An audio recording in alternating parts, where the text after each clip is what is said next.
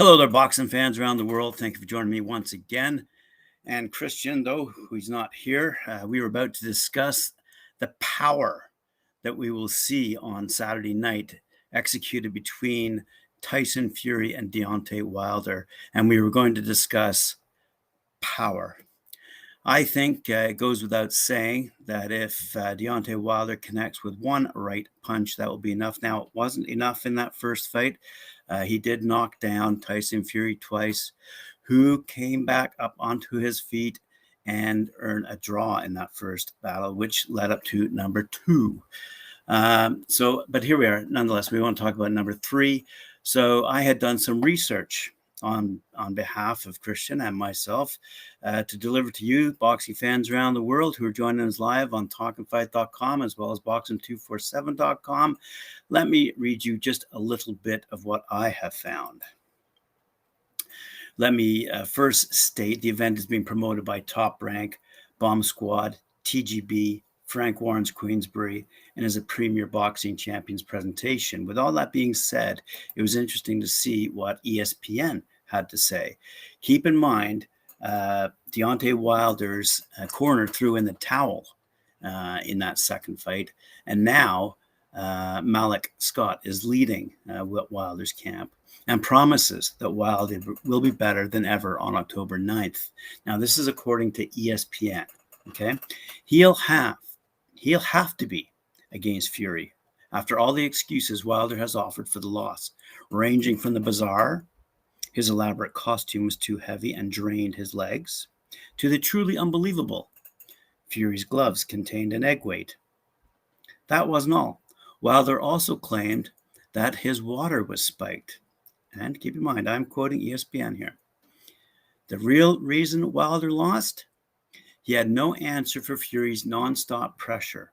In the first fight, Fury boxed off his back foot and seemingly won every round beside the 9th and the 12th, the frames in which Wilder scored knockdowns.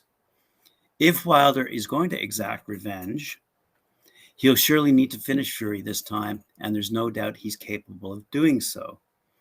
Now, they are referring, of course, to the wicked right hand that Wilder can deliver, okay? But it's all been said and done leading up to this between these discussions as to who's going to win. And I myself expressed my frustration last week at what has been said at these various pre-fight confrontations between Tyson Fury and Deontay Wilder, okay? But according to the odds out there, basically, in a nutshell, right now, Wilder is the underdog. And it's interesting that if you were to be betting, you'd be winning a lot of money, quite frankly, if you did bet on Wilder. All right. If it's a point fighting style, Wilder's not going to win. I mean, Wilder's going to look for the knockout. He's going to have to come at Fury fast and furious in those first few rounds and utilize his brute strength to try and knock out Fury. If that doesn't happen, if it goes the distance, if Fury gets on the inside,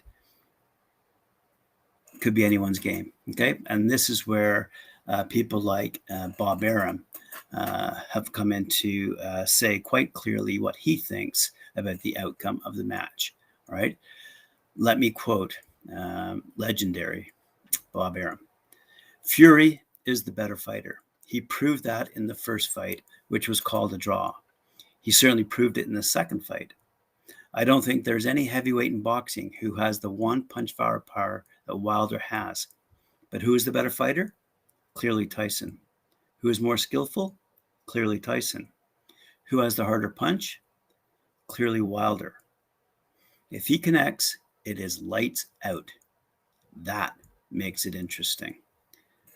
So there you go, boxing fans. If it comes down to power, you know, you could argue that Tyson Fury certainly displayed that power when he beat the heck out of Derek Chisora back in 2014. But as Bob Arum says, if it just is that one punch, and one punch, that's all that's needed. Wilder has the power to deliver that knockout against Tyson Fury.